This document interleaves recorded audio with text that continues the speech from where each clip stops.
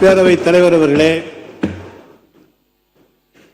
அண்டை தமிழாம் நம்முடைய தமிழ் மொழிக்கு செம்மொழி என்கின்ற அந்த அந்தஸ்தை பெற்றுத்தந்து இயல், இசை, நாடகம் என்கின்ற முத்தமிழோடு நான்காம் தமிழாக கணினி தமிழை தந்து தமிழ்நாட்டு இளைஞர்களுக்கெல்லாம் ஒரு சிறந்த எதிர்காலத்தை கணினி மூலமாக உருவாக்கி தந்த எங்களுடைய அன்பு தெய்வம் தலைவர் கலைஞருடைய நினைவு நாளிலே அவரை இன்றைக்கு நாங்கள் முதலிலே வணங்குகிறோம். நம்முடைய நிதியமைச்சர் அவர்கள் கையிலே ஜெபமாலையோடு வந்து நிதிநிலை அறிக்கையை வாசித்தார்கள். நம்முடைய வேளாண்மைத்துறை அமைச்சர் அவர்கள் திருப்பதி ஏழுமலையானை தரிசித்துவிட்டு லட்டு புலியோதரையோடு வந்து இங்கே வேளாண்மைத்துறையினுடைய அறிக்கையை வாசித்தார்கள்.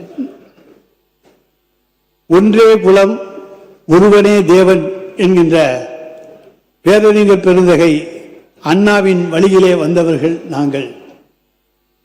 எனவே என்றைக்குமே திராவிட முன்னேற்றக் கழகம் திராவிட மாடல் ஆட்சியை முன்னெடுத்து செல்லுகிற ஒரு இயக்கம். அதனுடைய தலைவர்தான் இன்றைக்கு தமிழகத்துக்கு மட்டுமின்றி இந்தியா முழுவதும் விந்தியத்துக்கு வடக்கேயும் உள்ளவர்கள் தெரிந்து கொள்ளுகின்ற வண்ணம் திராவிட மாடல் ஆட்சியை இன்றைக்கு வடநாட்டிற்கும் உணர்த்தியவர் எங்களுடைய மாண்புமிகு முத்துவேல் கருணாநிதி ஸ்டாலின் அவர்கள்.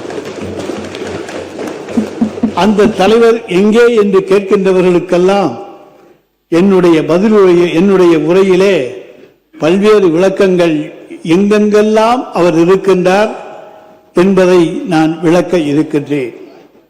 அந்த ஈடு இணையற்ற தலைவனுடைய புதல்வனாக, வேங்கையின் மைந்தனாக, எதற்கும் அஞ்சாத சிங்கமாக, எது வந்தாலும் துணிந்து நின்று போராடக்கூடிய வல்லமை பெற்றவராக எங்களுடைய இளங்கலைஞர் என்று இன்றைக்கு திராவிட முன்னேற்றக் கழகத்துடைய தொண்டர்களாலே புகழப்படுகிற எங்களுடைய சட்டமன்ற எதிர்க்கட்சி தலைவர் அவர்களே, மாண்புமிகு தமிழ்நாடு முதலமைச்சர் அவர்களே, அமைச்சர் பெருமக்களே, எங்களுடைய அன்புக்குரிய சட்டமன்ற எதிர்க்கட்சியினுடைய துணைத் தலைவர், கொறடா, துணை கொறடா, முன்னாள் அமைச்சர் பெருமக்கள், அனைத்து சட்டமன்ற உறுப்பினர்கள், முன்னாள் முதலமைச்சர்கள் இருவர் இங்கே இருக்கிறார்கள். எனவே முன்னாள் முதலமைச்சர்களே அனைவருக்கும் முதலில் என்னுடைய நெஞ்சார்ந்த நன்றியையும் வணக்கத்தையும், இந்த உரையிலே பேசுவதற்கான வாய்ப்பை எனக்கு உருவாக்கி தந்திருக்கின்ற நம்முடைய சட்டப்பேரவை தலைவர், அவர் என்னுடைய நெடுநாளைய நண்பர்,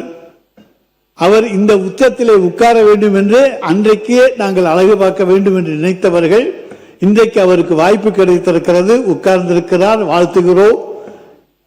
எனவே அன்புக்குரிய சட்டப்பேரவை தலைவர் அவர்களே, துணைத் தலைவர் அவர்களே, அனைவருக்கும் முதலில் என்னுடைய வணக்கம். நிதிநிலை அறிக்கைக்குள்ளே செல்வதற்கு முன்னாலே ஒரு சில கருத்துக்களை நான் இங்கே சொல்ல வேண்டிய அவசியம் இருக்கிறது. உதாரணமாக தகவல் அறியும் உரிமை கமிஷன் என்று ஒன்று இருக்கிறது. அந்த தகவல் அறியும் உரிமை கமிஷனிலே சில கேள்விகளை சிலர் கேட்டிருக்கிறார்கள்.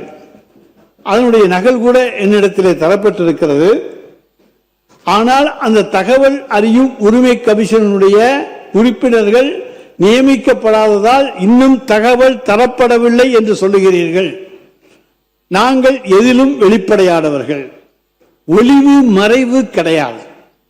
இப்படி சொல்லுகிற இந்த அரசு ஏன் இன்னும் அவர்களை நியமிக்கவில்லை, பதில் தரவில்லை? தங்களுக்கு வேண்டியவர்களை எல்லாம் பல்வேறு பொறுப்புகளில் வைத்திருக்கிறீர்கள். அது குறித்து தகவல்களை கேட்கின்ற பொழுது இங்கே தகவல் உரிமை ஆணையத்தில் இருந்து இன்னும் ஆணையர்கள் உரிய நியமிக்கப்படவில்லை என்கின்ற தகவலை தருகிறார்கள். எனவே விரைந்து தந்து அந்த தகவல் உரிமை ஆணையம் செயல்பட வேண்டும். அதன் மூலமாக மக்கள் பல செய்திகளை தெரிந்து கொள்ள இந்த அரசு வெளிப்படையான உண்மையான அரசாக, போலித்தன்மை இல்லாத அரசாக செயல்படுகிறோம் என்று சொல்லுகிறதா? நீங்கள் நிச்சயமாக அதை செய்ய வேண்டும் என்று முதலில் நாங்கள் கேட்டுக்கொள்ள கடமைப்பட்டிருக்கின்றோம். அடுத்ததாக ஒரு ஆங்கில பத்திரிகையிலே ஒரு செய்தி வந்திருக்கிறது. பிரவீன் சக்கரவர்த்தி என்கின்ற காங்கிரஸ் நாடாளுமன்ற உறுப்பினர், அவர் அவருடைய தலைமையிலே காங்கிரஸ் கட்சியிலே ப்ரொஃபஷனலிஸ்ட் காங்கிரஸ் மற்றும் டேட்டா அனாலிசிஸ் விங் என்ற அமைப்புகள் செயல்படுவதாகவும், இதன் வாயிலாக திரு பிரவீன் சக்கரவர்த்தி அவர்கள் தமிழ்நாட்டு அரசின் கொள்கைகளை வடிவமைப்பதிலும் திரு மாண்டேக் சிங் அலிவாலியா போன்ற தலைமையிலான ரெவின்யூ ஆகுமெண்டேஷன் கமிட்டி அமைப்பதிலும் ஆலோசனைகளையும் அறிவுரைகளையும் வழங்குவதாக அந்த பத்திரிகை செய்தி தெரிவிக்கிறது. அது உண்மையா? அப்படி ஒரு கமிட்டி இருக்கிறதா? அவருக்கு என்று தனியாக ஒரு அதிகாரத்தை இந்த அரசு தந்திருக்கிறதா? இது மாண்புமிகு உயர்கல்வித்துறை அமைச்சர் அவர்கள்.